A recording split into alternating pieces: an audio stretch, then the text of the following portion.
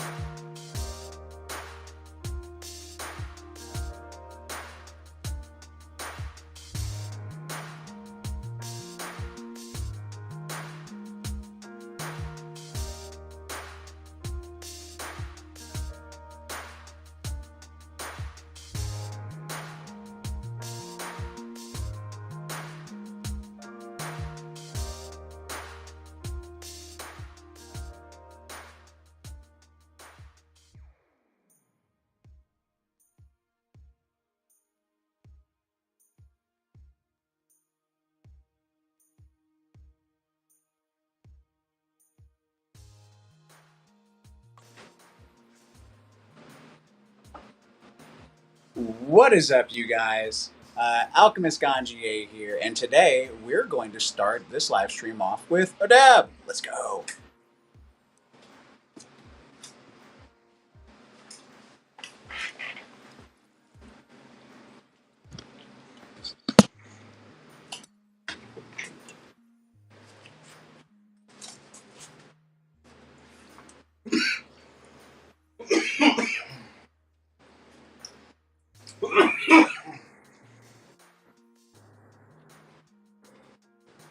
Let's go.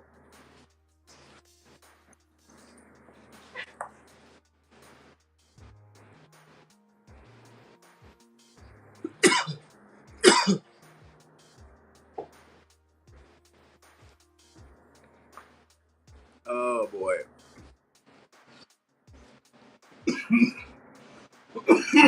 Now, what is up, guys? What is up?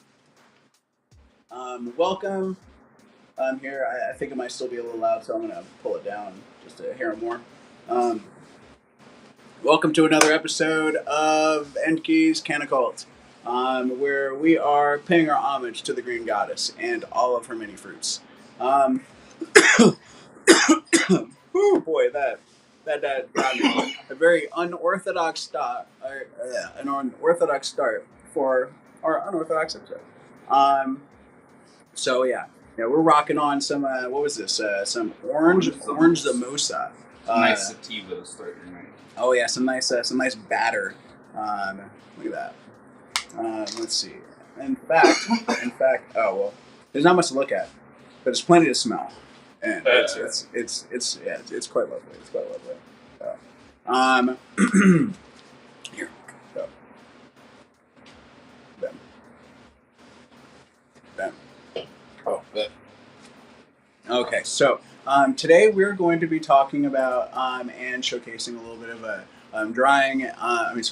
trimming, and talking about a little bit of the strengths and weaknesses like around both of them. You'll have to pardon this setup. This is a new experimental setup that we're doing.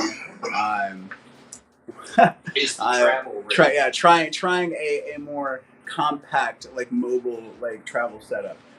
So I have like my camera and my notes in a couple of different spots. So you may see a lot more of me looking over here when I'm engaging. I apologize.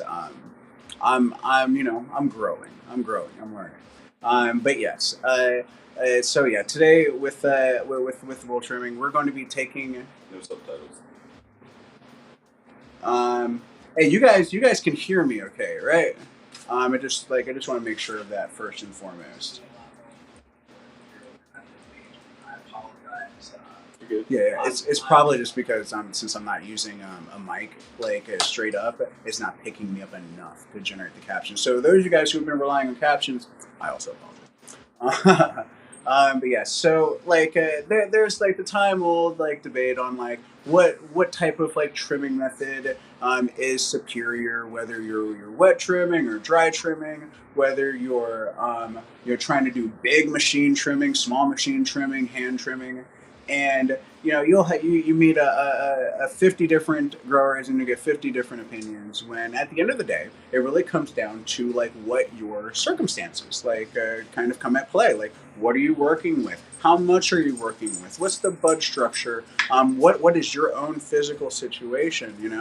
And with all those things kind of taken into consideration, it's kind of good just to talk about some of the basics behind bowl trimming, hand trimming.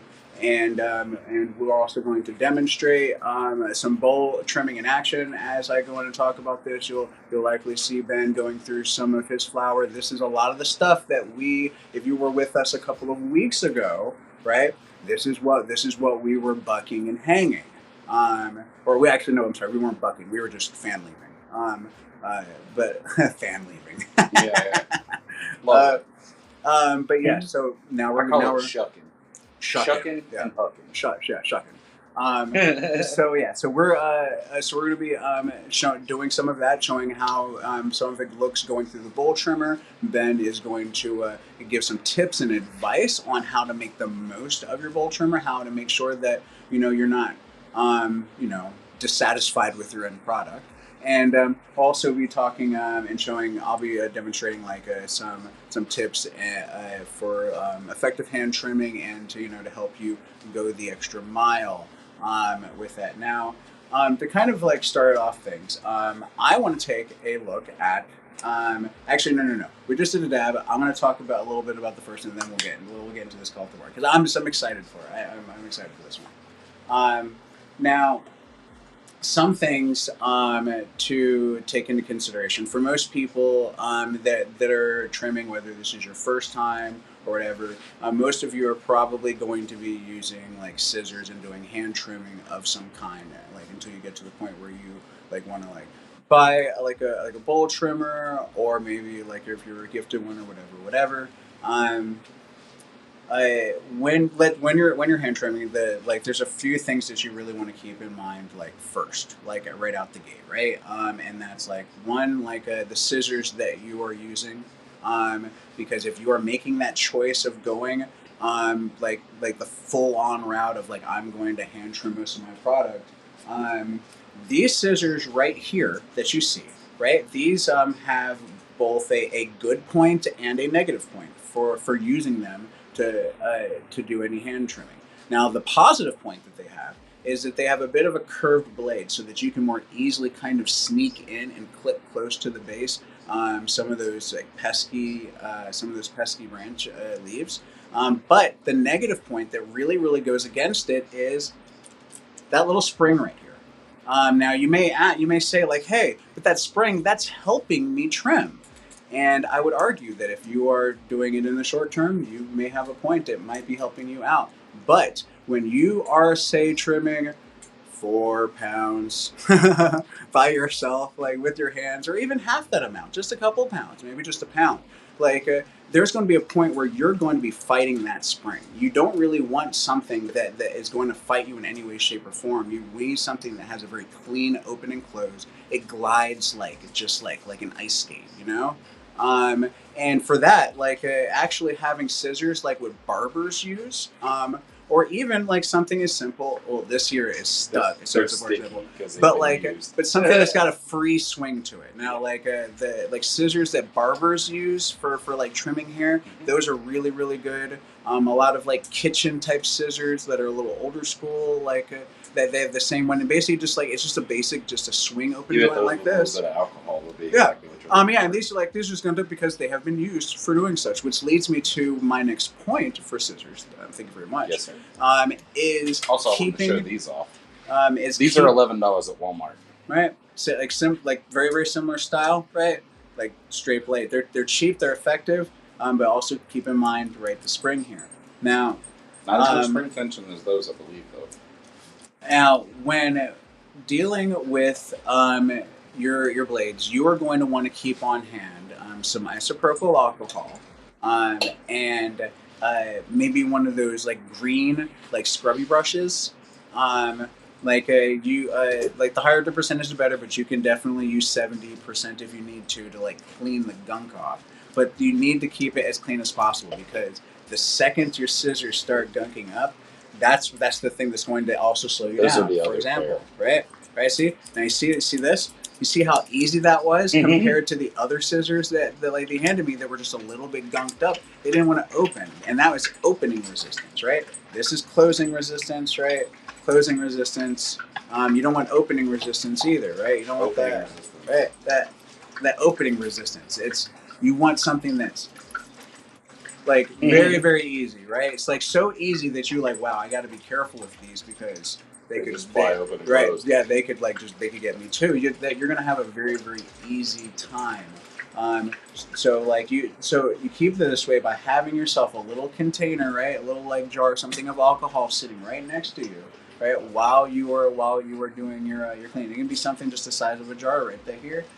Right there, and you can dip it in the alcohol, keep it clean. And the other thing that does is it also helps prevent the spread of any types of potential mold spores or anything of the sort, just in case you did come across some infected bud while you were trimming, or maybe later on it turns out some of it was infected. You're much less likely now to have it be in a bunch of different spots because the thing that was going between all of them stayed pretty clean.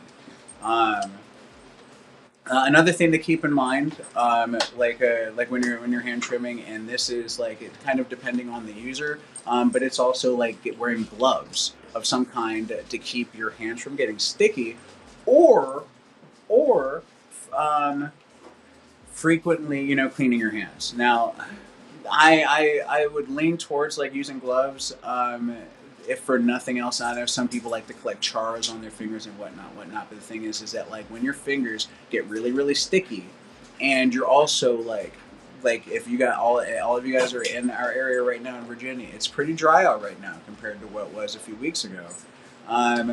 That your skin's drying out a bit too, and something that happens to me a lot during harvest season when trimming and getting your fingers really sticky is that my fingers will start splitting open. From the sheer force of the stickiness of my finger pulling against my skin that's been kind of dried out by the air around me. And it's a very unpleasant experience. And like, of course, with any part of like skin that splits, like the more it had, like once it starts, it just keeps progressing if you keep doing that thing that's like stimulating it.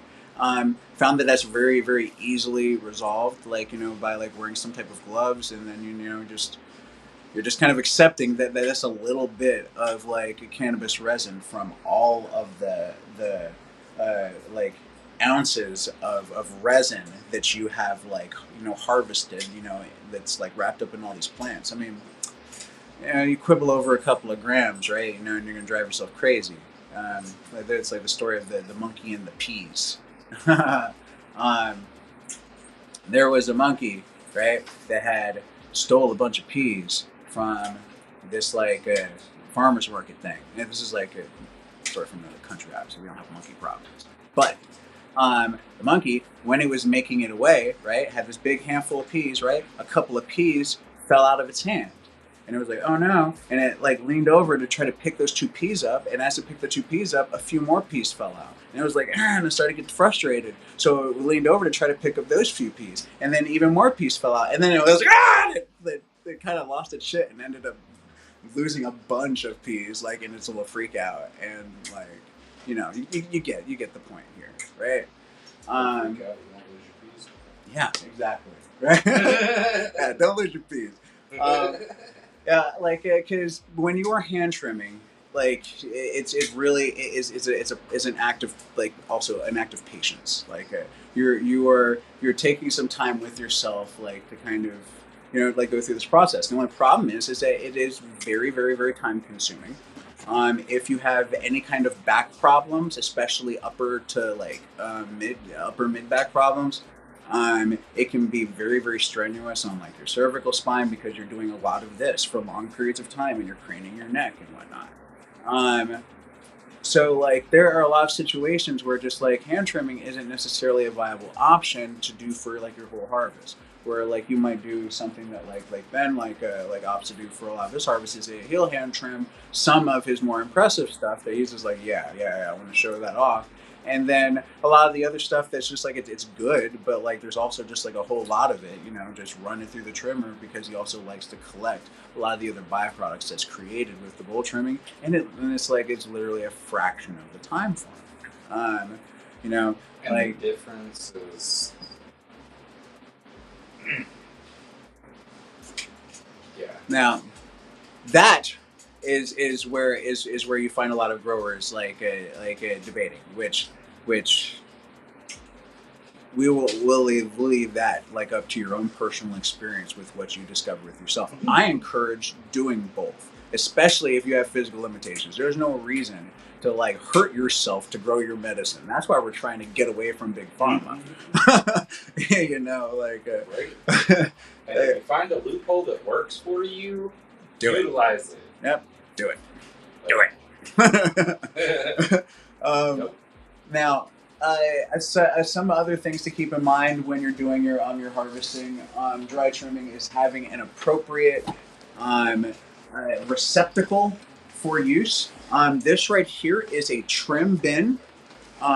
Notice it has 2 sections in it, and in here there is a screen. 120 microns. What micron? 120. 120 micron. I've actually always wanted to know that, and I always forget when people tell me, so thank you.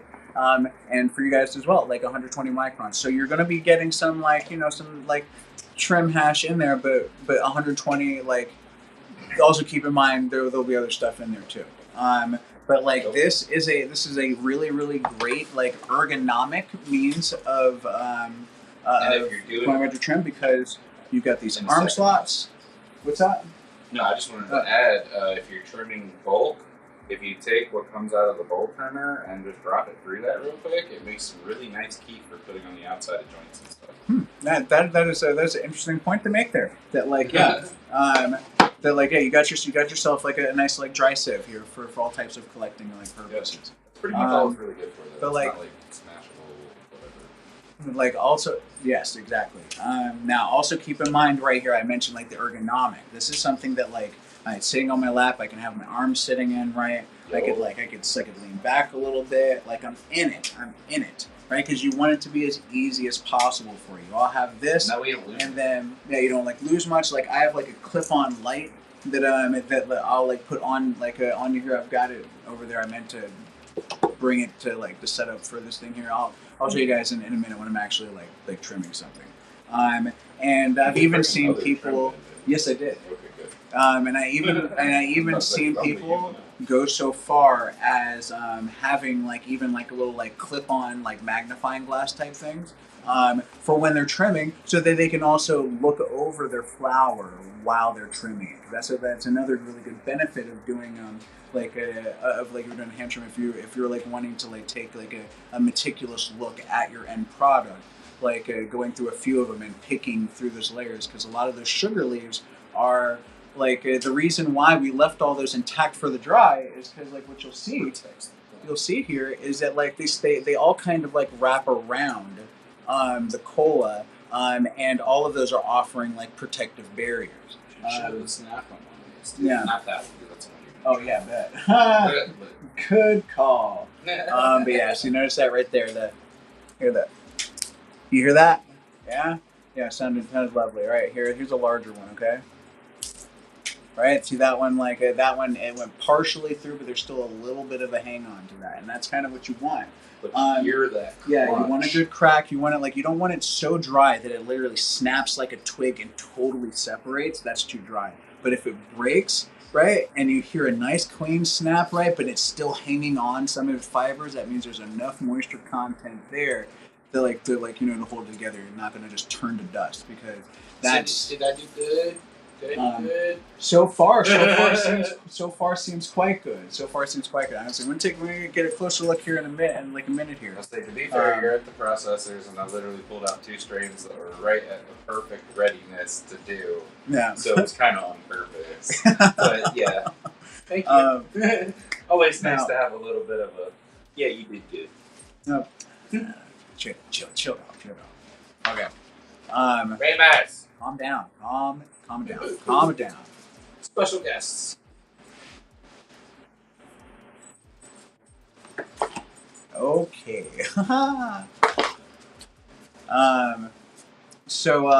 Yes. So far as like hand trimming goes, there are a lot of benefits you can get from them. The drawbacks, like you really need to weigh out. Like, do you have like the time? Like, do you have the help? Because like, if you've got like a few extra hands helping you, then like maybe it may not be such an intensive thing, but also like extra hands, like you usually come with something, now so far as like the bowl trimming goes, there some things that you want to keep in mind as far as like the basics go when you're first getting your trimmer, when you're doing your runs and whatnot. It comes down to sanitation and like keeping like your equipment clean of resin and clean general, and that's to one, you don't end up inadvertently like creating any like cross contamination issues in case like something made it through that shouldn't have, which can sometimes happen when you're doing any type of mass processing. Is there's always the chance that like there might be one that like is just a little not great and it passes through.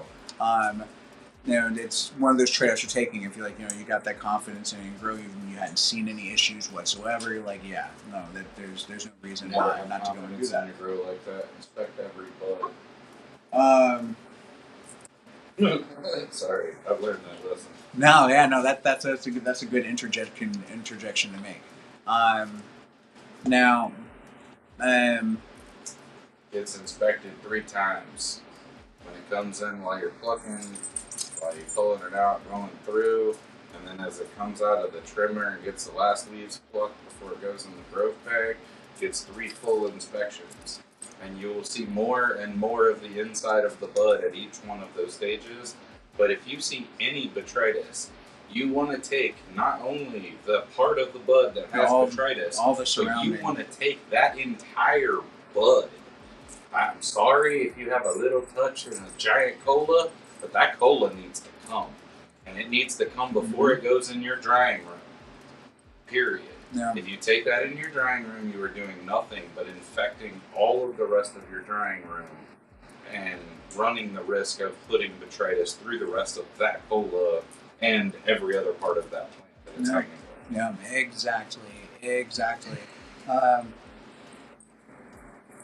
But yes, inspect your shit very well. Yeah. Do not put botrytis in a growth bag. Those terrible things. Oh, absolutely awful things. Absolutely awful things. Yes, it's of the utmost importance. And the other thing, the other benefit with cleaning the the bowl trimmer between uses, like preventing resin buildup, is to keep from any like smashing effects that can happen with like the extra resin buildup. Because like when you're running that bowl trimmer, it's like it needs to be as sharp as humanly possible. You got these and I will show you after this stream is over how to clean your bowl trimmer between uses the easy way. Well, not after the stream. Well, actually, it depends on how long it takes. It will not take care. So no, not after the stream. We'll see this towards the end of the stream if you guys stick around for that.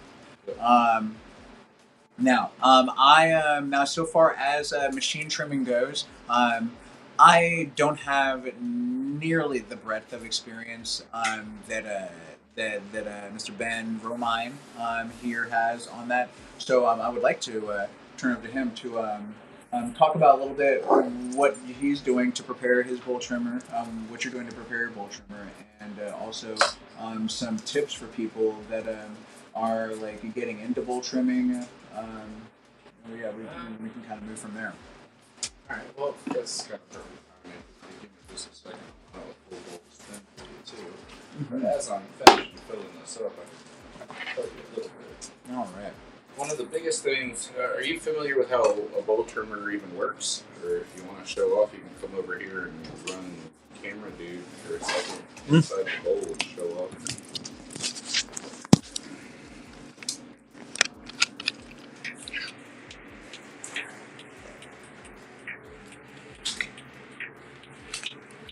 So,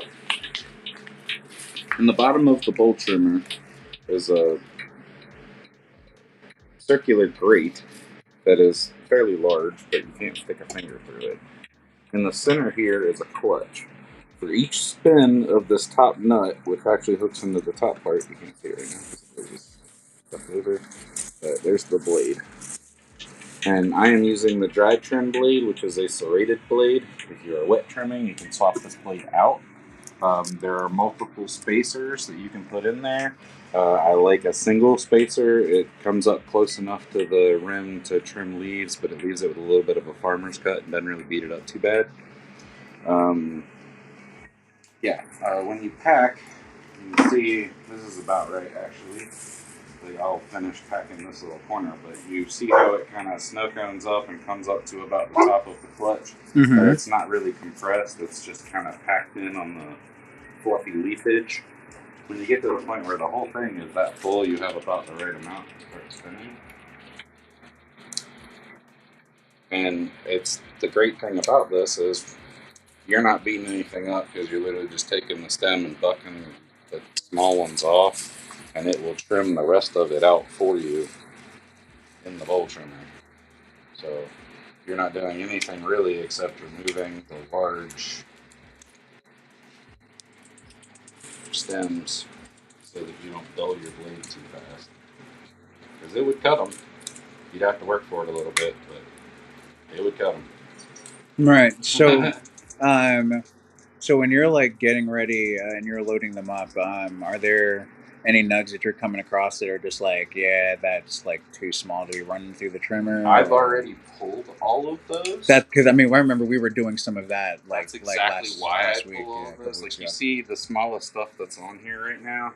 Like even though that's a really small nug, that's already dried out and it's a dense little popcorn nugget. Yeah. But that's as small as you can really go to not just turn into nothing when you put it through a trimmer. No, you're good. So that's why, because we process wet, dry, fresh frozen, everything, we just go ahead and choose to remove all of that at the first point so that we get fresh frozen sugar trim to use for amazing products. But then this will definitely give us enough end of harvest dry trim, and we will spend this as hash and use most of this as an edible grade hash. And yeah. Yeah. But great way to get full spectrum decarb edibles for literally nothing because you're using a byproduct of something. All right. If you guys have any questions, feel free to post them in the chat. I'm guessing that you're probably, yeah, I was just about to ask, like, about how full do you decide to go? That's right about there. You can see from this top lip on the outside to this little part, this flat part is what the inside sits on. So I try to go to about there. But you want a nice even around, but you can see this is like fluffy. I haven't like compressed it in there. Mm-hmm. All right, and then when you put it down, these little fingers are, you can go ahead and feel it. It's super light styrofoam. They barely do anything.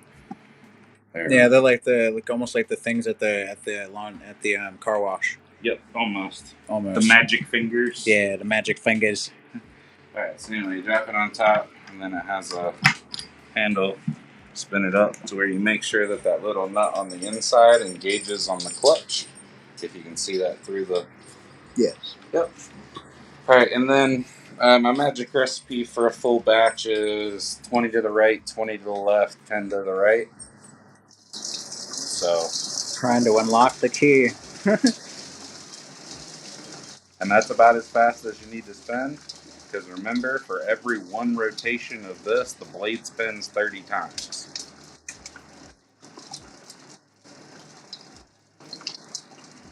And this is actually trimming a little quicker, so I'm going to do a back step at about 14 rotations.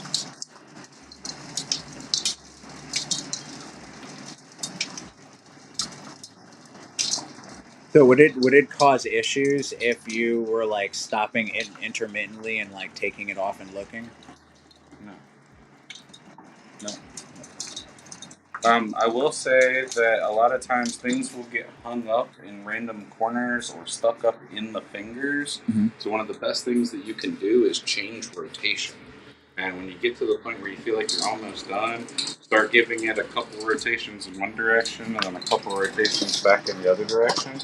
And literally you see down in the bottom, you just are now seeing nuggets rolling around. So you know you're pretty much there. And the beauty of the trim bend, my friends,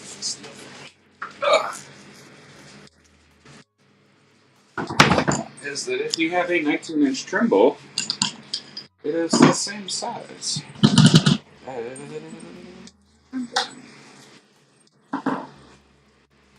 Yeah, that smells so freaking amazing. There's your Hella Jelly. Oh my gosh. Oh, that smells so good. I want to smoke some of that. It is not No, I know ready. it's I know it. No, I know. Oh, I know. Oh, I know exactly how it would smoke right now. Oh wait, hold on. So we take a look in there, and then this is if you see it sticking static tech to the walls. Yeah. Used to be, you notice that. Look at that. There's the hash. Oh, you'll see it real good at the end. Yeah.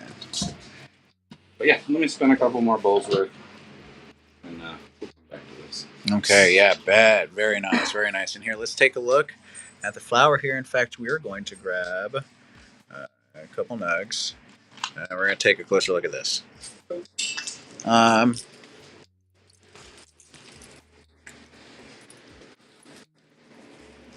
see.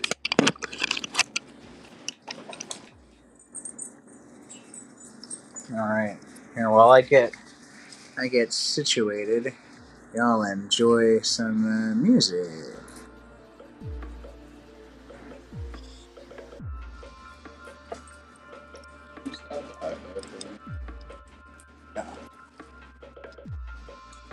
High five. Oh, God. Oh. Okay. All right, folks. And see, I'm going to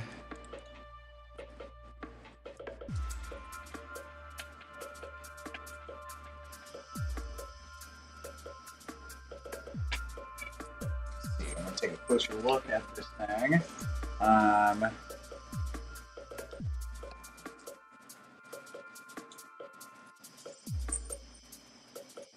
Yeah, yeah.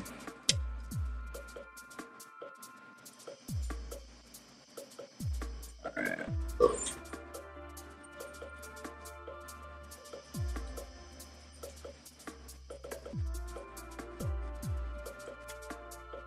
Also, my mom doing this shit on top of fresh. I want to Oh yeah. cleanliness like I do on purpose. Blood never touches. Around me. Clean. Oh, God, it's clean. Chiropters first. If you're gonna pull that chiropter out, you're gonna try it. I probably will. Wow, this whole jelly is looking very, very nice. You can tell it had defended itself. So, and we gave it that blood king too, so everything's every beads, resin. This still has some sugar leaf intact. So that's why I said it gives it a farmer's trim with that single spacer in there. It doesn't really beat it up too bad. Yeah. Let's see if I can give you guys a look at this. Here we'll switch it for a second. Bam. Okay, so all right, here we're looking at. All right, this is what it looked like before. In the hand, in the bull trimmer, and this is what we're looking at afterwards. All right, let's see if we can get it.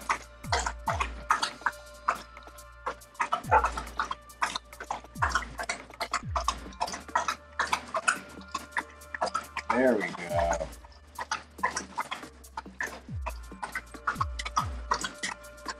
So this, there is some pretty reasonable intactness of the trichomes, and let's compared to the non-bull trim. I mean the stuff that hasn't been trimmed at all. It's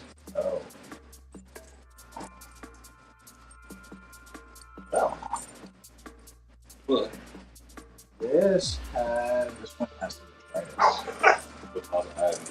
Here, okay. Here's a good example of what some arthritis looks like. Here, let me find it again to make sure I haven't lost it. there's one.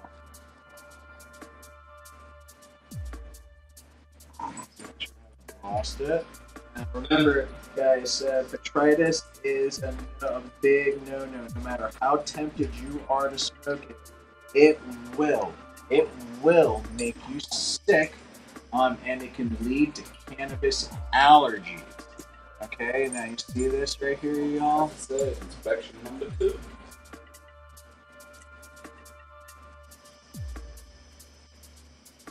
All right, so like it's in the very top middle of the screen here.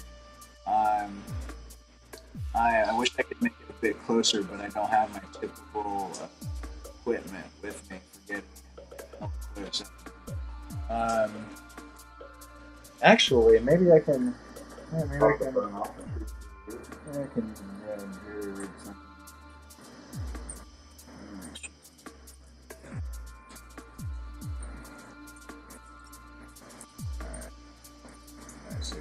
Let's check this. Let's get a close look. Oh, because I'm using the restream, it might not let me zoom in. No, wow, no. So that's okay. It's lesson learned. Next time I'll just go with my other mobile setup.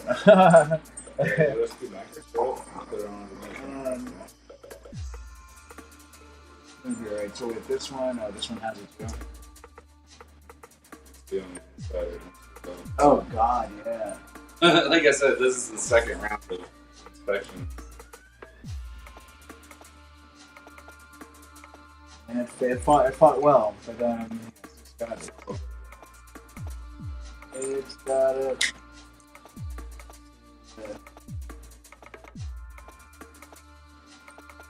This is the bait. Okay, here it is. Here is.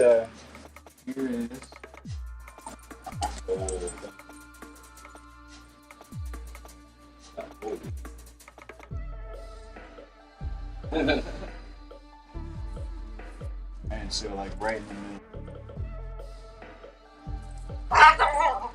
That darker region, webbing, whatnot. So, I mean, yeah, but this also, like, something to keep in mind. Like, Hella Jelly was a plant that was specifically chosen for, like, his garden for the fact that it's like, everything wants to go after it. So you'll find it in it's in a lot of gardens. So if you pull it when the Hella Jelly just got botrytis, nothing else will have it yet. That's the point. Now, oh dear. Oh dear. Oh wait, this is one.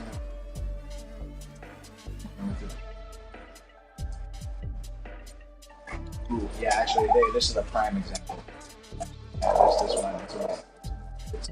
Oh, right, I already switched the camera back. Here we go. All right.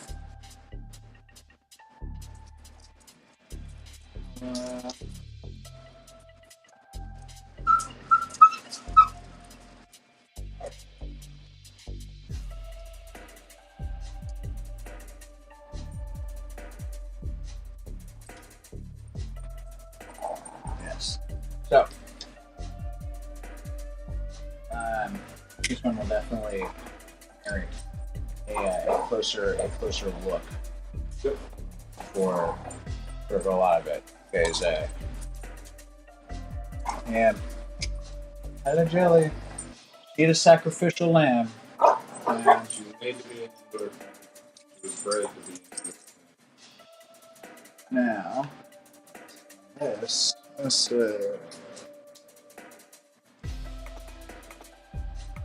now, no matter what anyone's ever told you. Oh, god damn it.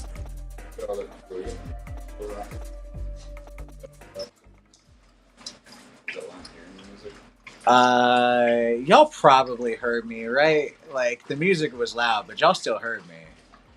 I'm gonna assume because, like, we still got a good number of people like watching.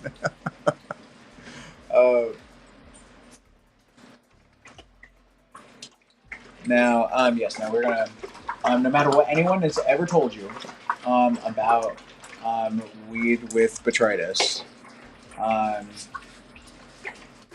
there is almost zero known like applications or ways that it can be remediated because of the mycotoxins left by the as the waste byproduct of the botrytis just doesn't go away. Like alcohol doesn't break it down. Like even if you kill it all, it's still it still is going to have the mycotoxins like present. The only thing that actually works on any of that is that fucking $2 million X-ray penetration cleaner fucking thing. And even then, that they require you to use in Ohio.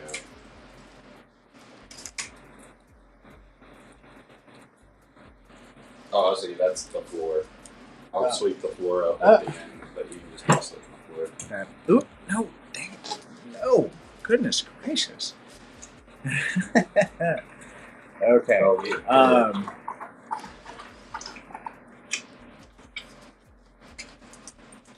Okay. All right, so let me go grab. What you grabbing?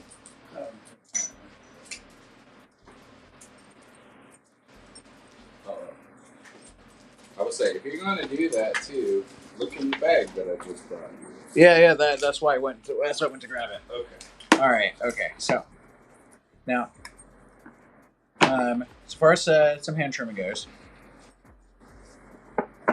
it's like this little setup I've got. Boom. Put the light down. on my setup. Gives you a good amount of luminance. You can see what's going on. You can't. Light like that, it makes the brightest pop out with glow. Yeah, it's like even though ultimately you're going to like have your cannabis stored as darkly, and it's like in like a nice like cool like stable environment. When you're going through this part of it, I mean, like you really can't have too much light in terms of like trying to like see what you're doing and what's going on. Now, to show off, to demonstrate some hand trimming, There's a couple in there that are already trimmed. we have this cultivar, Chiroptera, a beautiful lass. Grab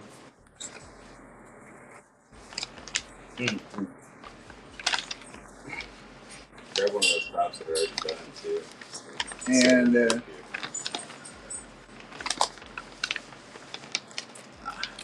an example, right? Look at that leather.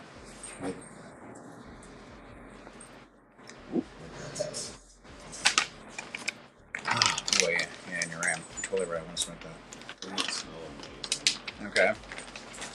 Yes. Yes. Very, very amazing. All right. I think I want to take a closer look at that one. Because we're gonna trim some of this up first, but I want to actually take a closer look at it, and I will like kind of how like would go through it while hand trimming to like while searching for detritus. The Chiroptera did not have those types of issues.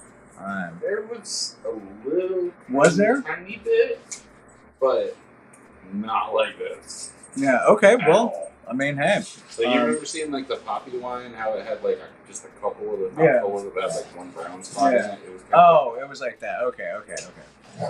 So now we go through your trim. First thing we're going to be looking at here. Let's see.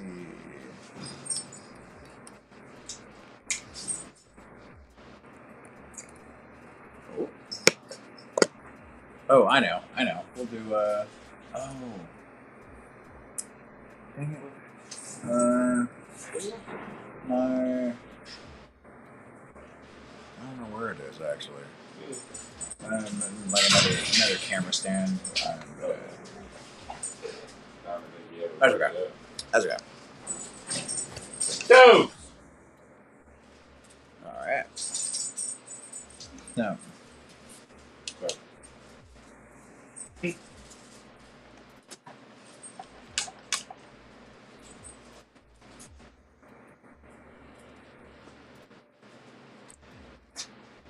So, when going through the trimming, I like to kind of just follow the natural like flow of the plant up. I'll like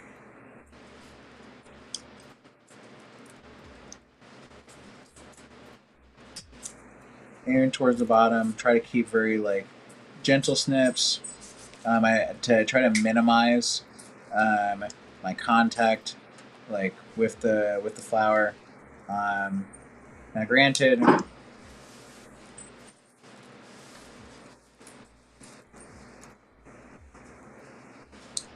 Puts the amount of delicacy entirely up to you. In a lot of ways, it's kind of like a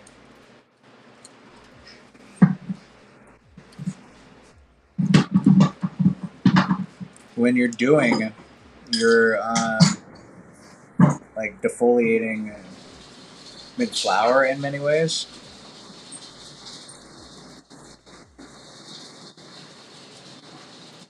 Now, some of the parts, because they're so brittle, will literally just kind of pluck out.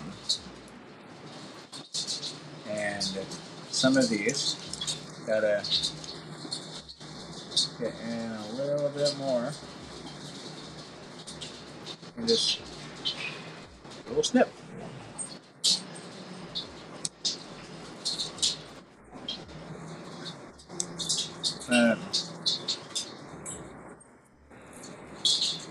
I like to try and keep it somewhat swift when I'm doing my first couple. I am a little slower with it, so as to not like rush myself and to like really make sure I'm paying attention to what I'm doing, because once you Plus, get the first couple, into you're kind of learning that plant and that plant structure too. Because every plant you're going to trim is a little bit differently on how it presents with sugar leaves. And like, even with a bowl trimmer, you do them differently. Like I told you when I first started this one, I normally do 20 to the left, 20 to the right. This did not need that much at all. no, yeah, it's very much The so. little popcorn nugget structure of this, even though it's like perfectly dry, it's almost like a little more dry on the sugar leaves and everything than it would normally be because the buds are a little smaller. Of course, you're on Pyrotica, so don't listen to anything I say. That's completely different. Those buds are just fucking bulky, and that was a beautiful plant, and that was exactly what we wanted. Yeah, she was. And we were right at the peak window of harvest on her, so she is gorgeous, gorgeous, gorgeous. Yeah. Now, when you're going through and doing your trim, those first pass throughs, once you get into that rhythm of what it is that like you're doing for that plant, it'll be hard to kind of break out of it. And even as much as of a patience exercise as this is, like you also don't want it to drag on forever. So like after I ran up, like doing a pass, pulling them off, like I go back down, grabbing all the other leaves that didn't seem quite so obvious, because some leaves will be like blocking access to other ones, and they may be a little easier once you've like removed like some of the leaves like from like a higher or lower position. So like especially when you have something like that cool with multiple buds came together. Yeah. The bigger bud or the bigger leaves that were between those two buds will stick out and cover the sugar leaves that were inside of the buds in between, or not, but they were in between. Exactly. I don't know which preposition to use, and I know I'm trying to put it at the end of the sentence. It's wrong. It's wrong. Betwixt. Betwixt my nethers. What?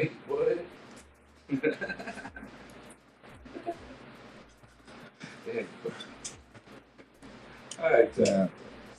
Now, how far you want to go with your trim is going to be up to you.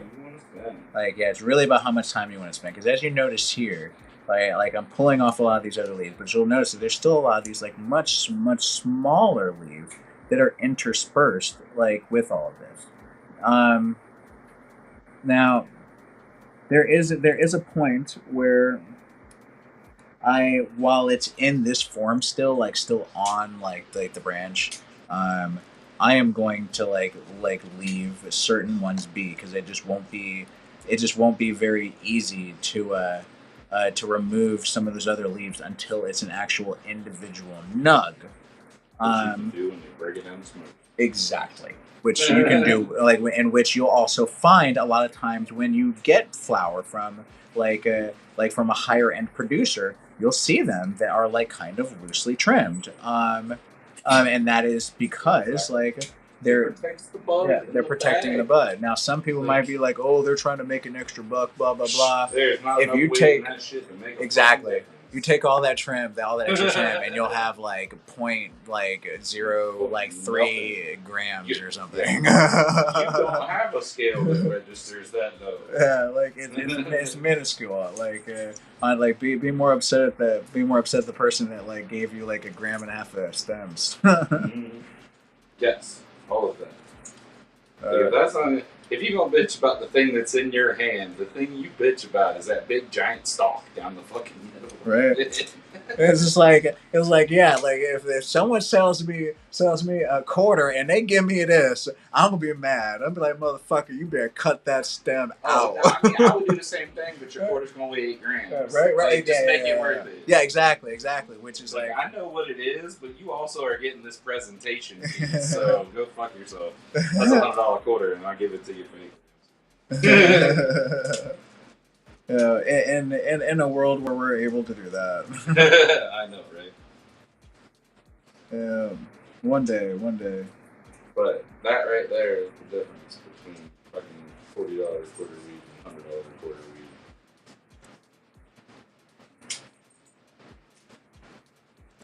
Now, you'll notice with some of these, I'm going over it with the scissors, but I'm not even cutting it. I'm just using the scissor to get in underneath the leaf, and then I'm kind of flicking the leaf out.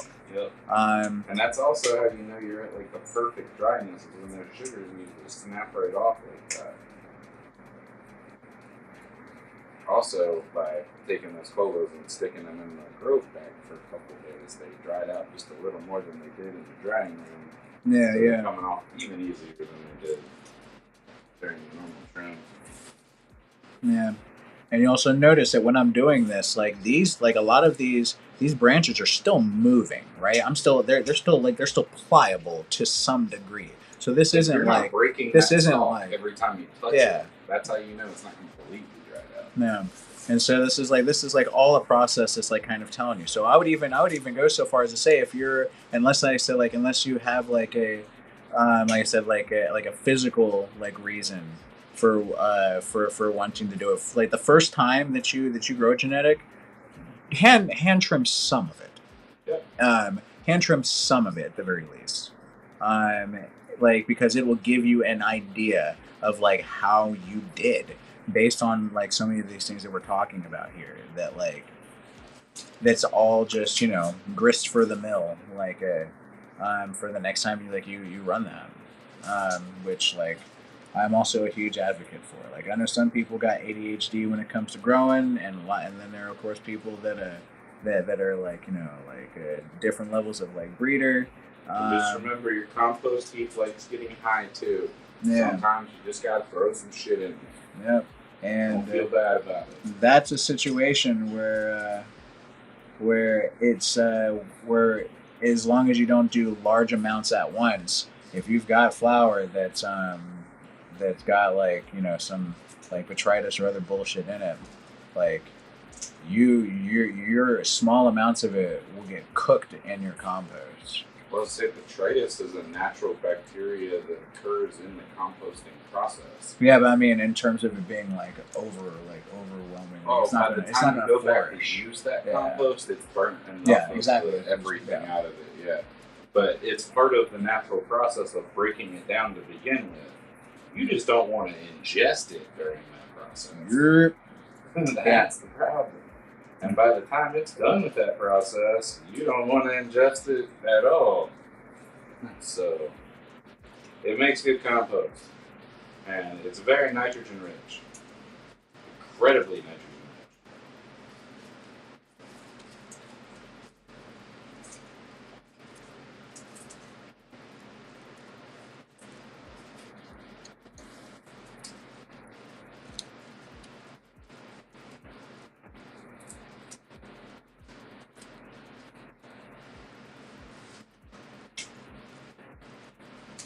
All right, now look at what we have here. Outside of that little faux pas I just did, like sticking my finger in there, grabbing that. Right. So this is where we've come. Okay. And we started with this little thing here. We ended right here. This is very lovely. We could like buck this down into its smaller nugs, but Ben likes to keep his like this for the time being. So this is where we're going to leave it. No, I mean, if you look in the bottom of the bag, you'll see what most of it got nugged down. Oh, you already nugged some of it down? You just were saving the other stuff to show off? I saved just a couple giant, really cute colas just to hand trim to show off for candy. Okay, all right. So here, that shit is just so fucking gorgeous. So then we are going to buck this down. Okay. Okay. So here. I mean, you can. There's more of them in there. I saw that there's more and more of these. Yeah, if you want to buck one of them down, just leave the rest of them as a whole. Yeah. So no, that's what I'm saying. I'm just going to buck this if you want to show them. All right. So here. Now that's one way you can go about doing it. In fact, here what I'm going to do is I won't buck this one down. I'll buck this one down, and I'll kind of show you guys like a different way of going about it, where instead of like doing the whole branch, you could like just like you could kind of like break it down piece by piece. Okay. Right. So we got like that one there. Like I did grab it by kind of like its sugar leaf there for a moment, but like all right. See, try now to hold if you want to show off. right? It might be a little bit easier. No, this one, this nut in particular is a little. But yeah, if you want to show off the rest of the bag, I'll just put these over here. But yeah, what's left in the bag is all what went through the bowl trimmer for the Chiroptera. So if you want to show the difference. Oh yeah. Bet. Yes, we will do that. All right, so yeah, so I'm gonna bust this one down, and into its nug form, and then I will show you what it looks like in comparison to some nugs that were run through the bowl trimmer earlier today by Ben. Whatever. I've been saving that one for you. That's the only reason that was still in there. Oh no! Wait a minute. You were gonna come last night. I did it. Yes, I was. It What? was last night. I did it. Ah, see, I know. Yay! Not a couple days, last night.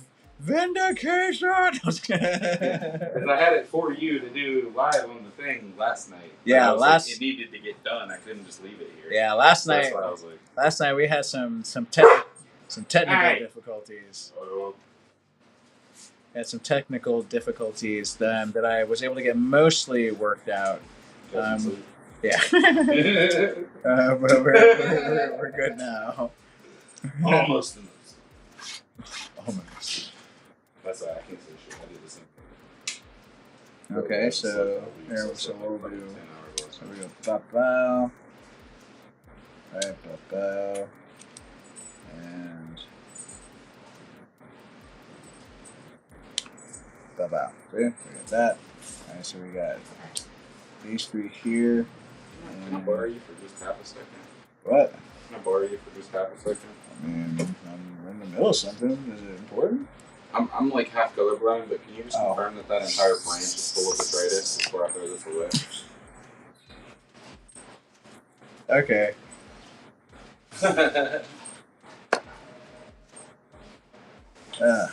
Oh boy! If it is, then I don't want it. Like, cause if I gotta get into give me the it. other trim bin. Give me that.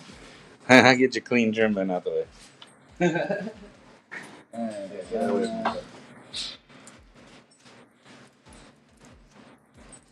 But what you said it looked like it was all over it. No. Every single bud is infected with it, but it's like stem side, like up in the bud on the centers of each one of them. All right, hold on. We're gonna get to it. That's what I'm saying. Pop one open and look at it and confirm my suspicion. But this is what I look for. It usually tells me that there's detritus on the inside of the bud. I mean, these buds are very, very like this. Oh shit! You see it now? Ew. Yeah, you see it. But it's right on the stem, up on the inside of the bud. Oh yeah, this got hit hard. But it was just that branch. I think that was the branch that was laying on the ground. Oh, probably. But Yeah, but it's like right up in the middle of them. yeah, you see it. But that entire branch is infected. Yeah. But this is what I look for as I'm doing it. So this is where I'm like, nope, on the second inspection that I'm throwing. Well, yep, found some more botrytis. But like, But yeah. where's that bone? Where's that? Oh, Oh, yeah, sorry. Nice clean bit back. all right. Thank you. Thank you for Yes. confirming my suspicion. Of course. All right, now where were we at? Okay, so we were doing.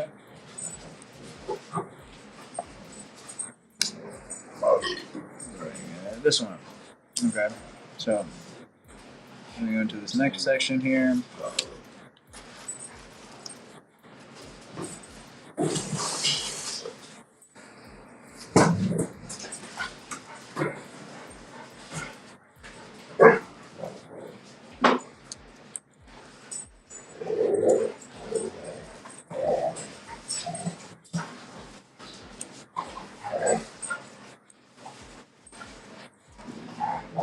Hey! That's no.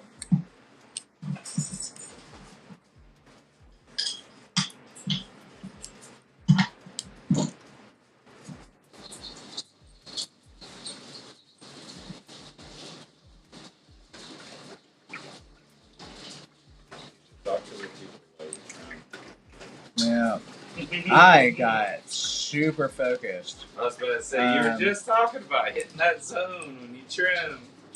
You're starting to fall into trim jail trap. Yeah. So, notice with like getting into these things, we got a lot of these leaves here.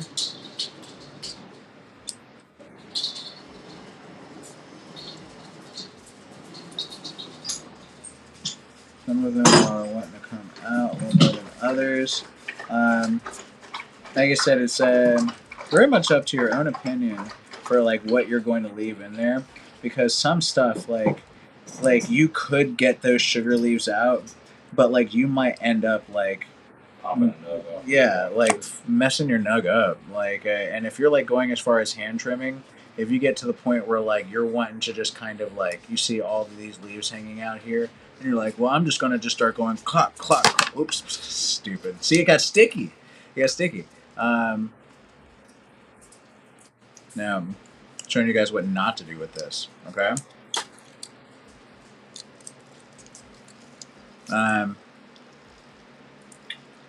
Like you attempted to just kind of like clip, and cut those off. But at that point, you run the risk of kind of like shaving the side off your bud. So you might want to just kind of like leave some of that extra bit there, especially if looking at it, you're seeing that like there's lots of trichome coverage on it, because that little, when we're getting rid of all of these leaves on here in the first place, we're just trying to cut the chlorophyll out. And the chlorophyll, chlorophyll naturally breaks down over time as like the plant starts to lose its green, and it's why like cured flour, when it was like good flour in the first place, is so highly coveted, like because of the fact that it's like that like now all the chlorophyll is finally gone, even like those little bits that are in there. And now you literally just have like all the quote unquote good stuff. Now, go ahead and cut these.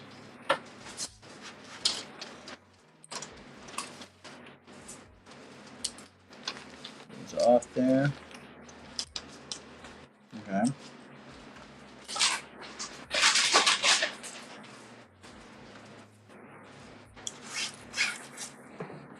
That would smell good, doesn't it? You got a lap full of blueberry. I got a lap full of pawpaw over here. I'll eat it. Yum, yum, yum, yum. Yum, yum, yum. I'll totally eat it.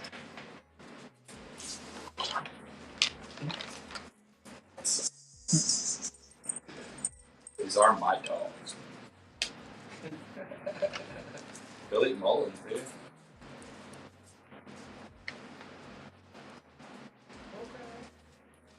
Alrighty. Yeah. Some of those. I pulled out a little impatiently.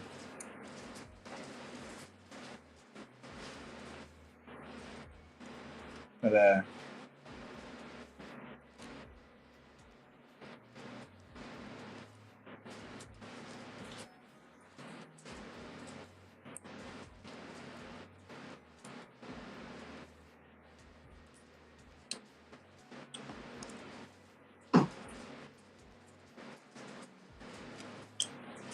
okay.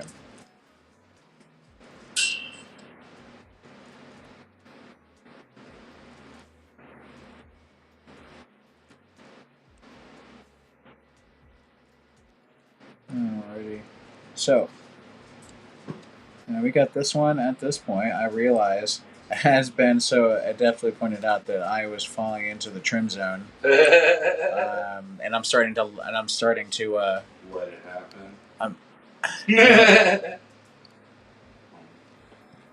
I'm starting to zone in on the process.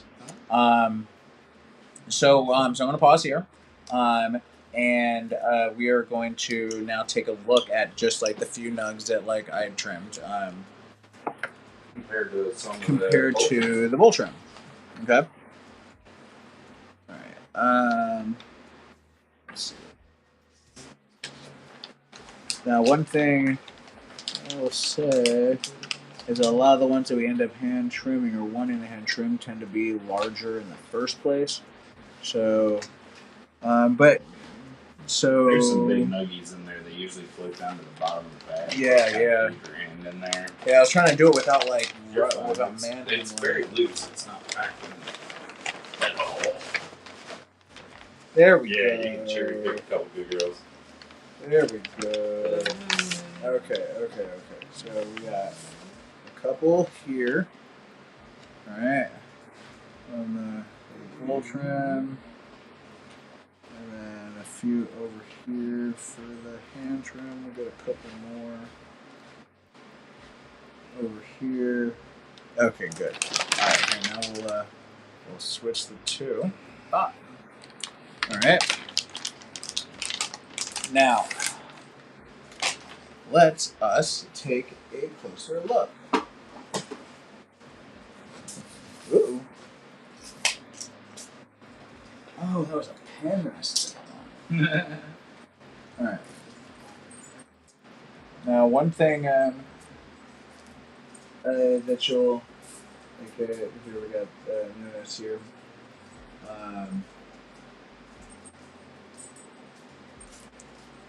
Between the two of them is that they at first glance they're quite similar to each other. This side being the bowl trim side, this side being the hand trim side. Now something they notice like they have like similar levels like of trim in certain parts, like with how delicate of a trim like that he did using the bowl trim. And this is still largely intact. Although you'll notice that there still are some like extra leaves on there, which I mean, you can like pick off as you're like prepping your bowl or whatnot. Although they're still there, because it's doing it all at once. Like the bowl's not choosing like what leaves come off. It's just saying everything I can grab, come hither. Now what we have here, it's like kind of a similar situation. There are definitely leaves in there that just like wasn't really able to get to, didn't really try to. Although there are no like partial leaves. You'll notice like with here, like there are like some of the like what they call like bullhorns, where you have like the stalk of a leaf kind of sticking out from the bottom side of a nug, like it's there. Which like of course that you could also just as easily miss that hand trimming as well if you don't trim close enough. It's all about like how you're trimming because at the end of the day, looking at these two if you took what the cliche example is of a bowl trim or machine trim nug, the whole like shaved mole rat little like bonsai like ball type thing, and then said like that's a machine trim. Now guess which here has been trimmed by what? They probably wouldn't guess if this was machine trim. So that goes to say that like machine trims like are not all the same. And of course, this is like bowl trimmers are a far cry from industrial machine trimmers that are meant to go through pounds in a few minutes, which like they are being deliberately indiscriminate in how they're doing it because they're trying. One of the biggest reasons I love a bowl trimmer is just for this stuff. Is that it leaves you with something that's still protected in the bag, but it's been shucked of enough of it that you're not buying larpy product. And it's not adding that hay smell to your bag, but like I'm also not obliterating the fuck out of the bud going through my trimmer. Very, very important. That's a very important thing to note there. Let's bring it. Let's bring it back. This is the first time Ennis has ever actually like seen me in the room doing a bowl trim, and I think he probably wasn't expecting it to come out like that. I know. I've seen your end products. I know, but like. It was always like, I don't know, that's one of the only reasons I like a bowl trimmer. And we were talking about this earlier. My issue was when I thought you were wet trimming in a bowl trimmer. Oh, yeah, no. I don't like trimming. No. But that was like he's talking about a conversation we had. like 2.5 years ago in the first like couple of months of us meeting. Just for context. I was talking about like a week ago. No, we were not talking about that a week ago. Yeah, we were. We were out at Ian's farm, and I was talking about what I was going to use as my bolt trim. You were like, oh, you mechanically don't hand trim? I'm like, no, I don't hand trim all that. Oh, I was being facetious. Oh. Like, I know you don't hand trim. But I was also like only stating that because I wanted to raise the point of hunting some of it hand trim. Yeah, that's why I left all this. But yes. For the sake of this. So it's looking at these two, like depending on your level of skill and your approach, you can get reasonable results out of either. So if you are in a position where you feel like you're physically just not like up to the task of like sitting and going through all the trimming, because like if you saw with what I trimmed here, like the amount of time that it took. And in the background, what I just trimmed was that entire plant. Yeah. He was doing that. And he trimmed the entire plant during it. So there's a very large trade-off there. But at the same time, though, for most of you that are out there, like growing like that don't have the level of experience that grow like Ben has, where you're producing this much off of 4 plants. Because what we're dealing with here is just 2 of the 4. That's the tops of yeah. a whole plant. So it's not much. So like, but like for those of you that are like, you're only producing like a few ounces, like, and you like you really want to like give it the works. You're not making hash. You're not making edibles. So all the extra collections that would happen, because you saw like bolt trimmers collect more as well, just through their inherent nature. Like they're going to collect a little more.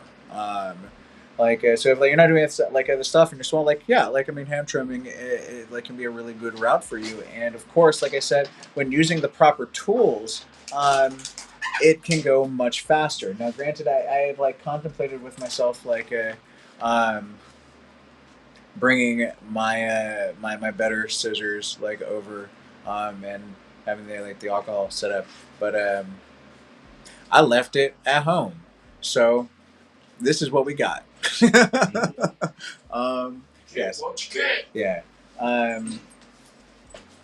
But here, so I'm gonna. With the way this ran, I didn't really. I wasn't able to see the comments as easily as I typically do. So I'm gonna take a moment, look over a few to see if there's any questions or like whatever. And oh my God, I just realized that we didn't. I didn't take a look at the cultivar for today. And granted, we're looking at so much other weed that I guess it just kind of slipped my mind. But yeah, we've got some huckberry to smoke, people. So we're about so we're about to get stoned today, because this is because I took it the dab at the beginning. I'm sorry. That's my fault. That was just because I needed a dab to start trimming. Yeah, he said because he needed a dab. He said 3 times, "Hey, Ennis, you ready for this dab?"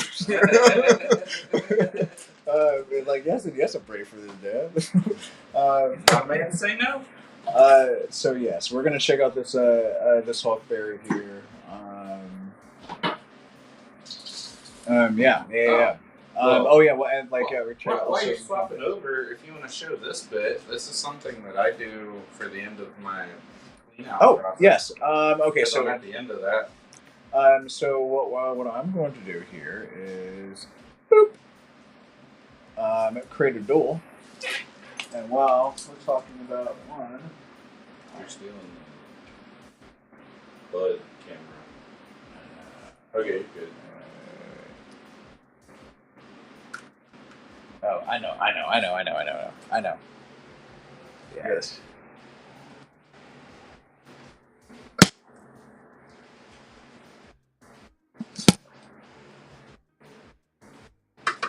Perfect.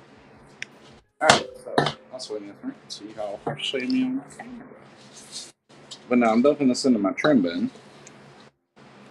And every makeup chick is gonna hate me for this, but I stole this really nice brush. It's a makeup brush from my wife, and I've been using it now for a couple of years, and I broke the handle off of it, but it still works perfectly for this.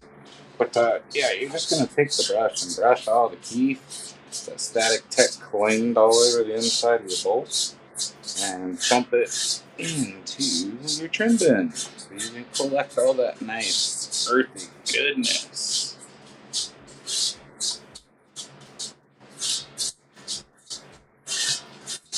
Alright, and then once you've done that,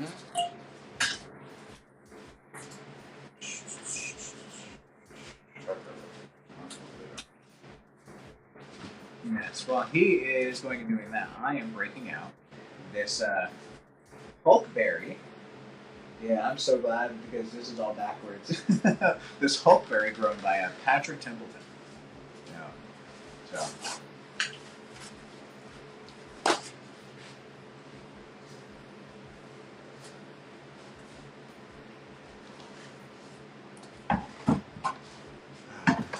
Oh yes. Got a sweet and vegetal aroma. The texture on this grill is quite nice. I think he's had this curing for like a few weeks, maybe like just around a month, perhaps. And I believe this is hand trimmed, just from the way that like just the leaves that are on here, just like in its general structure. Like some of the leaves that are the sugar leaves are missing.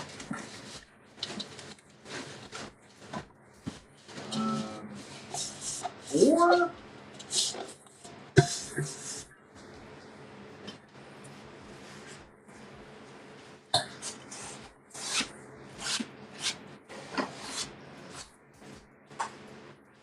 I am curious. I'm gonna say it's hand trimmed, but I'm like just so I'm on the record for saying it.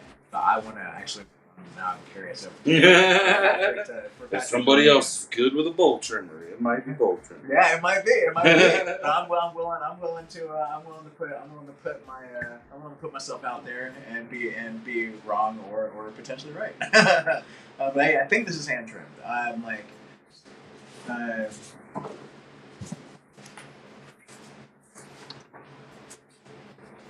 Yeah, I'll be able to do a finger breakdown on this. I just realized that.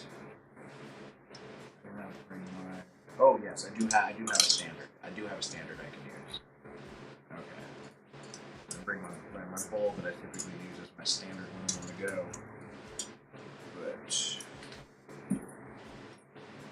not chill screen. Alright, folks, so we're gonna go ahead and do a finger breakdown on this. Hulkberry. Now I'm gonna do this in the chillum. So I left my bubbler at home just for the flavor, but then we're going to pack up Lubomsky and take some big boy rips. Let's just break this. This has a nice texture to it, Patrick. And it's thoroughly dry.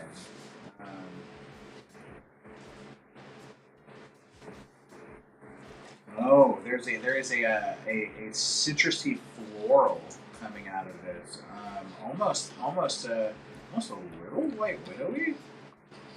A little. No. Hold on. I want to smell.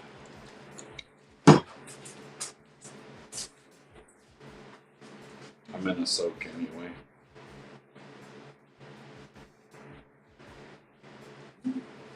Lavender? Yeah, there's like earthy kind of floral with it. There's this but hint. It's not super like flower floral. It's that real like musky floral, leaf yeah. and lavender kind of a floral. It's like where I'm picking up some of the citrus rind in it. Yeah, I get a little bit of that too. Almost like lemon grass. Yeah. Actually, you know what? Yeah, I would. Yeah, very, very lemongrassy. Lemongrass and lavender. Yeah. This Hulkberry is going to be interesting flavor.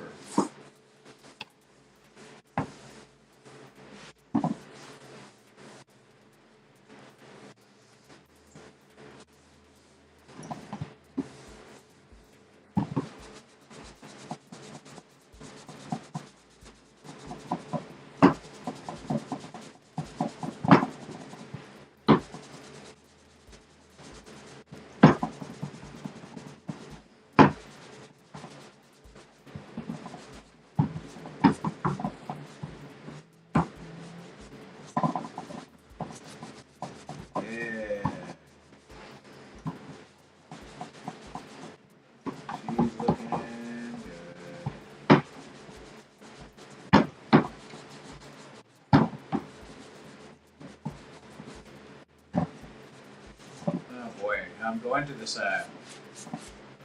this open house tomorrow. Blue Ridge Behavioral Health is doing on how to. Is this the youth prevention thing? Yeah. Dope. It turns out that like the person that's running it.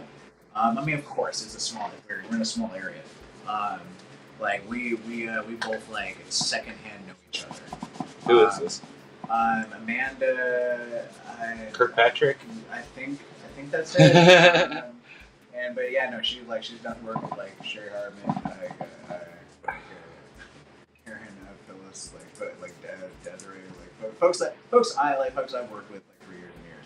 Right. So we ended up talking on Facebook for like a while about all that. And, like, I don't know, it'd be really interesting. It'd be really interesting because I mean I used to do substance abuse intervention counseling, and Don't let him lie to you. He still does, just not on purpose. Yeah. All right, folks.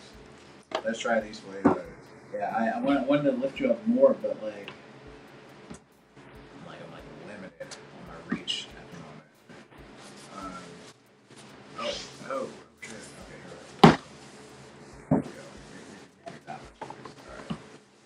All right. Yeah. So let's see. PB and J souffle for me today. What's that mean, Alex? Peanut butter and hella jelly. Peanut butter breath and hella jelly. Peanut butter souffle. Oh. No. Peanut butter souffle is that's one of the cake gelato crosses, I think. So it's like peanut butter breath, gelato, something. Oh yeah. Very very nice. Huh? He's got some more. Is that Cola-Winter? He's got some more shot of flour. Which Alex is this? No, I said that Alex the pot. Gotcha. On my stream. Alex in Florida. Alex is like what do you call it when you're ducking when you're like holding in place to try to like ride it out. Like he's in Florida for the hurricane. Oh, he's hunkered down. Hunkered down, yes, he's hunkering down. He said he said he's in a safe spot though. So can I tap back in before you start hitting that? Because I'm right at the end of this. All right, so y'all have watched this whole process of me taking rubbing alcohol, cleaning it upside down, right side up, all the way around, inside, outside, take the blade off, soak the blade in alcohol. When you put it back on, when you get any of these, they will have multiple spacers. You can run them without the spacer and you get a closer cut, but then you get what Ennis was talking about the manicured little PGR looking nugs from out west. That's what you get if you take the last. And it comes with like 3 of these spacers, so you can do it with even more of a farmer trim if you want to by spacing it even further out from the grate. But yeah, you drop the blade on, make sure your flat side is up against your grate. It has a little flat spot that fits on the flat spot. And then it has a blade holder, again, flat spot. Make sure your blade holder goes down over not only just the blade, but the shim. And then when you put the nut on, one of the biggest things that people mess up on a bowl trimmer, and this is how you get varying results, spin it as you're tightening the nut. And what it'll do is it'll make this blade balance itself so that it is equal distance apart at the tips on both sides. Because what you'll end up with is one side all the way up against your grate and one side sticking off about a ½ inch. And then you get a really inconsistent cut and trim. Get the microwave effect. Yeah, and the biggest thing too is when you tighten this nut down, you're not trying to crank that thing down. It's going to stay on there. The part of it that's actually holding the blade on is just that flat spot on the side of it. This nut is just to keep it from coming off. So you want it just barely on there. If you put it on too tight, you'll notice you'll torque the blade and it'll try to like bend one way or the other. But then once you get there, you know you got a good spin. It's nice and mellow. You see your good equidistance from the cage. You can flip it back over nice and clean. And then everything is put back together, except I'm going to smoke a cigarette, and then I'll wipe the inside of that out. But this is all ready to go for the next round. Mm-hmm. Looking good, guys. Yeah. Take notes. All right, now let's hit this Bolski of this Hulk Hulk Barra. Cheers, y'all. Oh, yeah, Alex said he's digging the Nirvana hoodie. Same miss. That sucks because I was just about to take it off. He's like, I miss wearing hoodies. Let's see what I got on under this. Oh, okay. Yeah. I can show off and talk about a sponsor. This is one of the Rock Farm sponsors.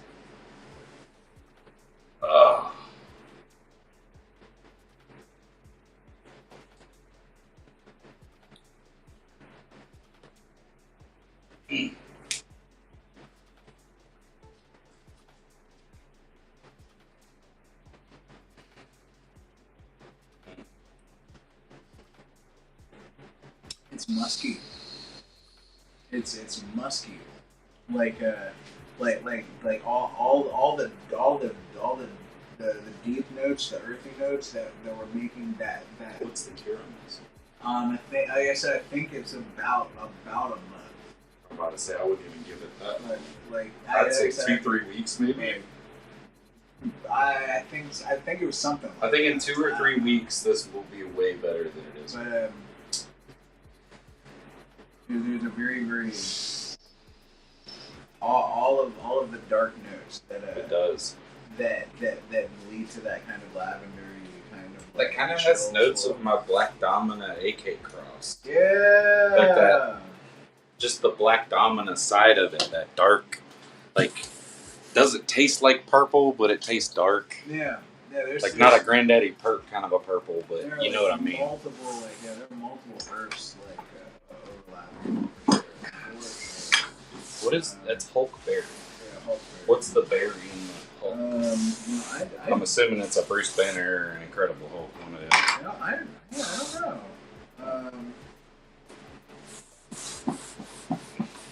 Let's see. Let's see real quick. I'm curious. Let's see. Oh. I'd say. Well, he's figuring that out. I just want to tip this back just a little. Pink. Show off my shirt. This shirt is from Lysergic Dyes. It's Pyro Tree 710 on Instagram. Oh. This is Randy's shirt. Just for Ennis, because he knows who I'm talking about. Yeah. That's but they're one of the sponsors of the Rock Farm, 17. and I got to give him a shout out because his fucking dyes are fire. No. And also shout out to our new sponsor, Mary's 420 Crafts. To check out their online store. No way. She has an IG. I made a post earlier today showing off some of the products, but I need to get all the social media information on that. So, but we're gonna get more of that. Hulkberry is a strawberry diesel OG Coast Cross. Strawberry Diesel. OG Kush. Weird. That is not what I would have expected. That explains a lot of that, though, because you're getting the strawberry cough back of the strawberry diesel a lot on this version of it, and that makes a lot of sense. And you're almost getting the OG haze kind of a hit to it too, like the old school breathy OGs.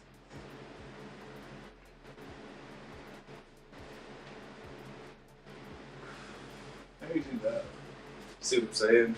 No. There is It's a very earth-leaning push. It's such a. Yeah. Very interesting. Very, very, very interesting. Yes, we're definitely gonna be taking rips of that for sure.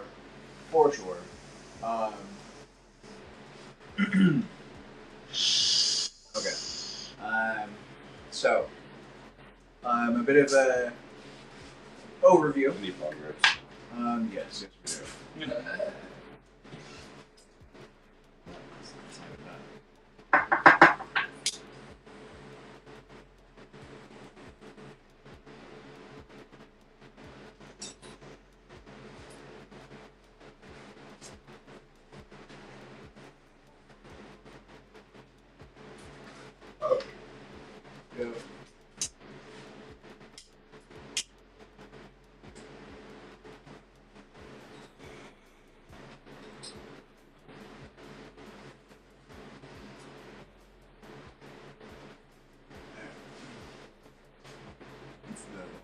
I'll be back in 5. Okay, guys. That's why that's my favorite. Yeah.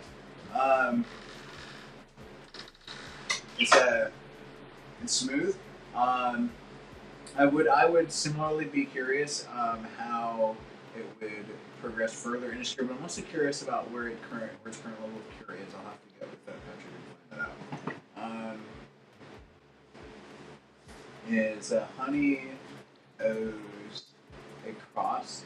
That and the PB and J Souffle are the two cards I have. Honey O's. I mean, Honey O's sounds like a cross. Let's see.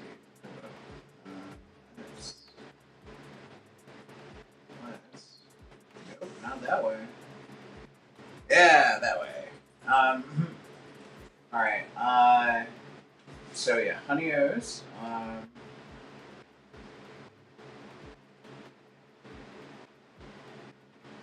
Goodness gracious.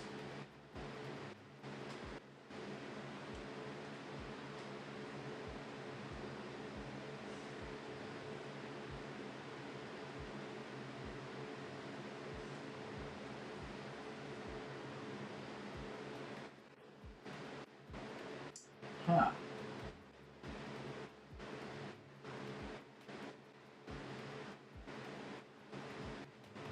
You know, I got a lot of cereal on that result.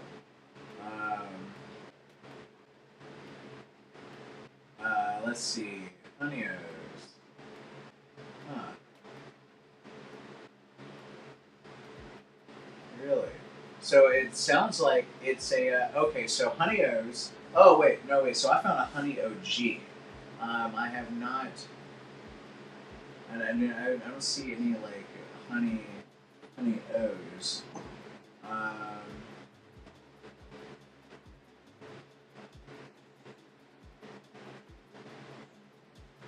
Let's see. Maybe.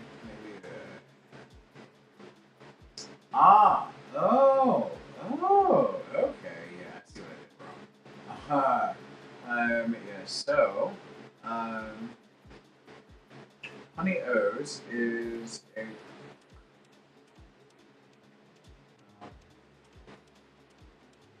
cross between.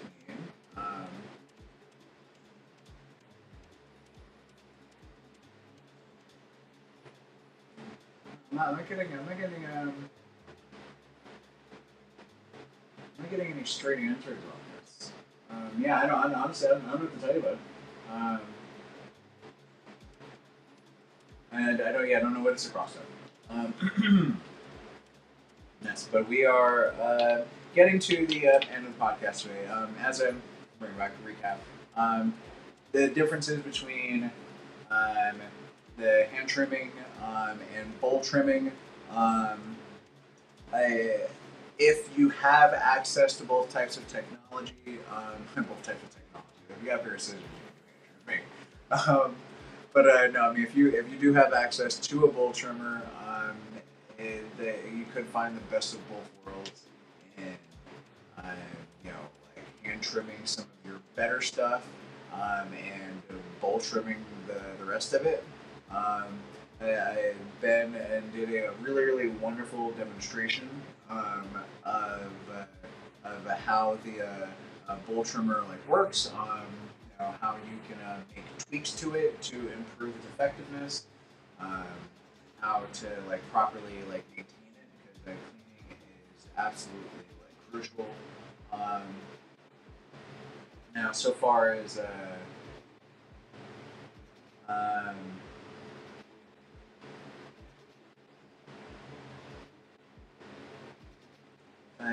hand trimming goes, we talked about the importance of like making sure that you are very comfortable, making sure that you have the appropriate tools, gloves, scissors that are not giving you resistance one way or the other, that have a nice, just like a nice good flow to it, like some barber scissors, something to that extent would be really like effective. Also, having like cleaning supplies nearby so that you can very like easily like tend to your tools, so you don't have to worry about them getting covered up. Having just like as many ergonomic considerations as possible. Okay? Back support, like got a good trim bin. Like I know the trim bin is expensive compared to the other types of bins. It is absolutely worth it.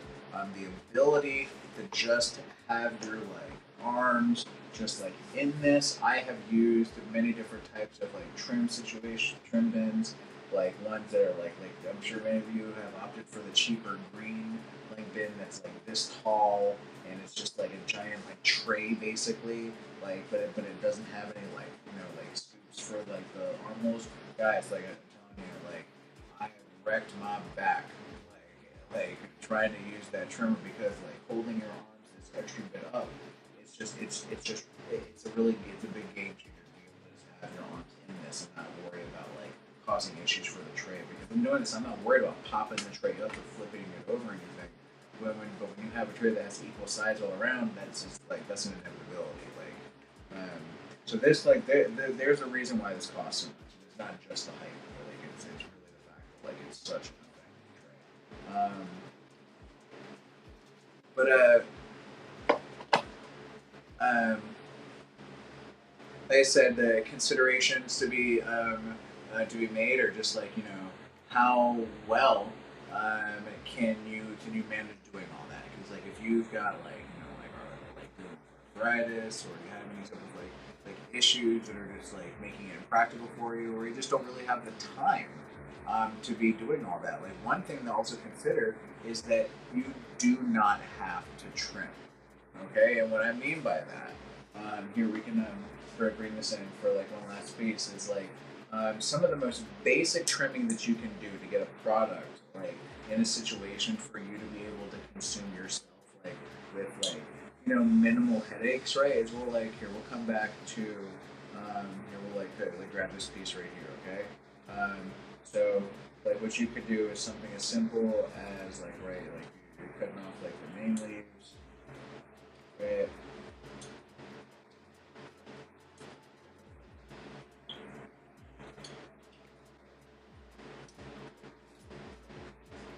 Right, and you just go through, and you're only pulling off the most basic of all the leaves, to the extent that even some of these can be like kind of semi like pulled off, like with your finger, with like the really larger ones that are sticking out. But you get all of this out, right? And then you just face, right? What? You're looking at your face. Oh yeah. Whoops. Well, sort of. Yeah, that's what. The whoops is sort of. But like from that point, you're just like kind of. From that point, then you could just buck, right? Like that. This right here, like this right here, the way that it is with like a few extra, like that could just be like all that like you do, right? Like you just cut off a few of the major leaves, right? And you're more or less like leaving like a farmer's cut. Like you kind of just like buck the rest off.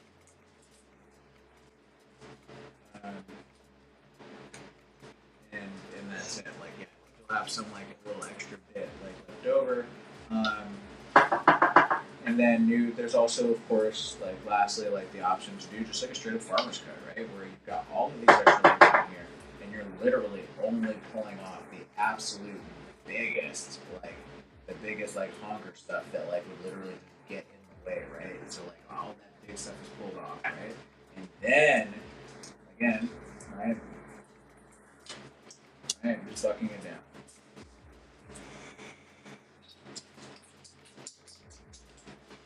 right? And then you've got something that's On the floor.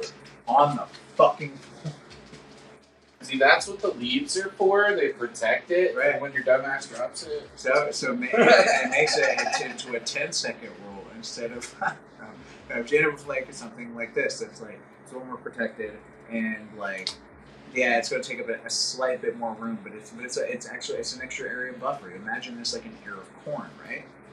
Like and then when you go to like smoke it, right? You take it and then you just at that point you just pull all of the stuff off. You know, you're just like yanking the leaves off because you're breaking it down in the bowl. It doesn't matter if the trichomes are coming off or getting on your fingers or whatever because you're literally packing the bowl right now. You know, like so it's not really that big of a deal. But like if you could like even see what I'm doing like right now with like when I'm pulling off like these leaves as aggressively as I am and manhandling it, like I see trichomes falling off. Which is why, like, you know, of course, this isn't like the preferred method for trimming, but what's at the point of breaking down a bowl? Like, I mean, so there are so many approaches that you can take to your trimming. There isn't like any real right way. There is just the way. There's just the way that is right for you in your situation. So you know, do the best you can, and like forget the rest. Because whatever method you decide to go with, and you keep doing that method, and you keep paying attention to what you're doing, and you keep trying to like, you know, how can I make this a little bit better, like, and you know, like, and you keep workshopping it, like, it's gonna get good. Like I said, I've had good flour that has been trimmed of all sorts, you know. Now, once you get to like the point of where you're talking about trying to do like great flour and like competitions and like eating like corn and all that other stuff, you know, now you're talking about like, you know, extreme manicuring, like which is a little bit of a different subject matter. But like, you know, like a worthwhile one nonetheless. Maybe we'll cover that a different day. But for now, we are going to switch it over to our bomb can. We're going to take a couple of rips and call it a night. And I love you guys. I thank you for those who like stuck it out. I hope that this was beneficial for you. You learned something. If you have any topics or any like things that you would like covered in the future, you know, let me know.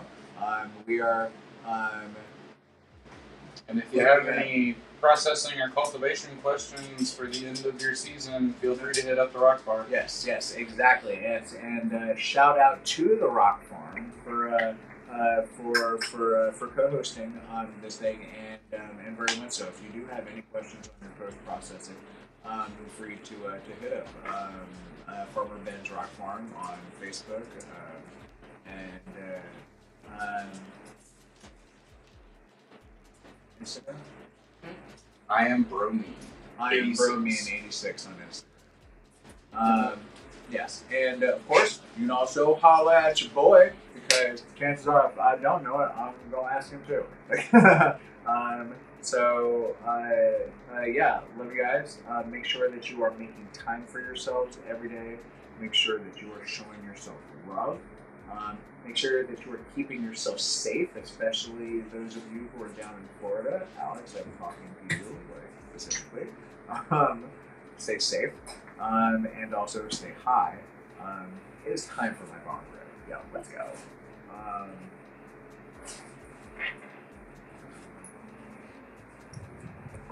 Yeah. Oh, and also, high five's ready to go. How do you know? All right, so we're probably going to do this as a two for y'all. Yeah, the exorcism upstairs. Maybe on another day. Where is my dude? Oh no. Torch.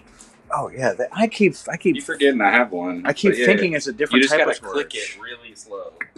Just don't use the big one. You know what? All right, hold up, guys. Here, straddle the high five rig and set up your tripod right there. No, it's like it's too tall for that short spot. Oh. Like it's just being bring it all the way up.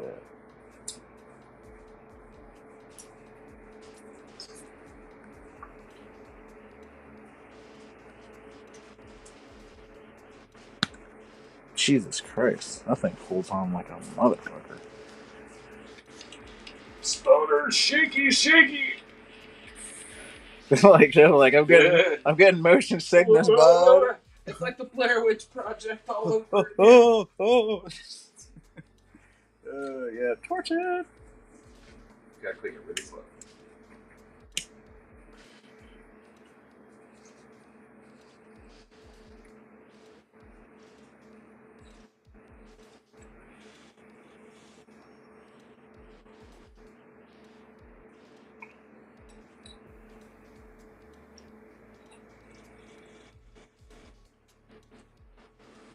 Yeah. Wow. Okay. Man. Very deep notes. Oh, it's on the face. Yeah. Oh my gosh. That's what this is right here? Yep.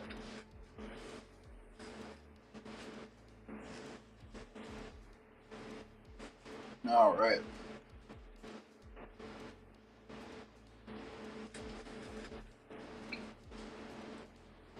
Let's do it again. I love you got a big bottle of liquid warmer just chilling in the background. Oh my god. Yes, we have mastiffs.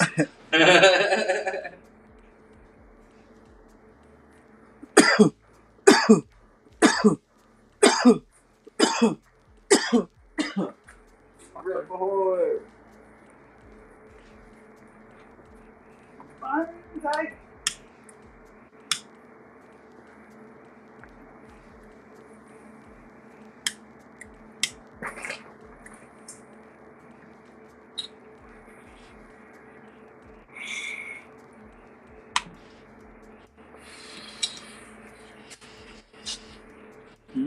That right there tells me this isn't even ready yet. No. This hasn't even cured enough to put on the table yet. I'm sorry, but Yeah, it's still fresh. it's good. It's good. It's right at the point where you can taste the other stuff. But yeah, that needs a couple more weeks and to get burped like 3 or 4 more times. Because I can tell how it burns in my bong. Nothing goes out like that in my bong.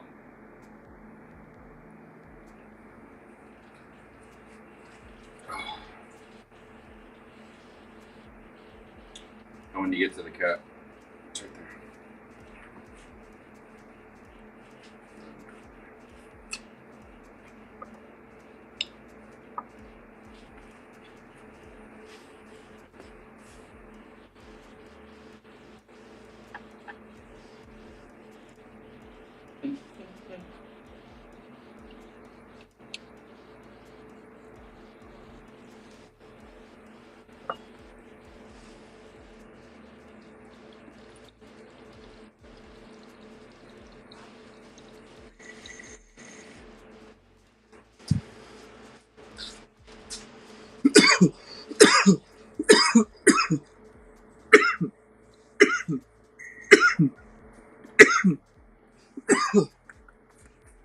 Woo. Got that cherry fritter. Yep. Damn, wish you would warm me. I would have turned it down.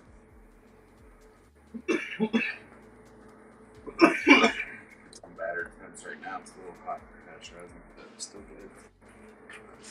Woo.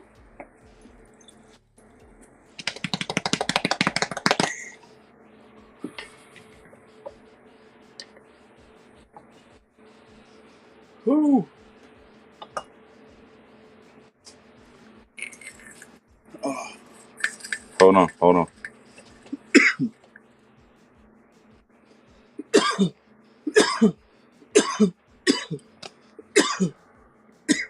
That's the Q-tip test for hash resin. Yeah. See how it's caramel, not black? That's how you know there's not any plant material in your hash resin. Yeah.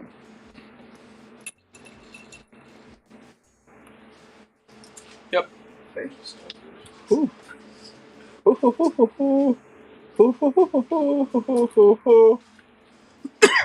Okay.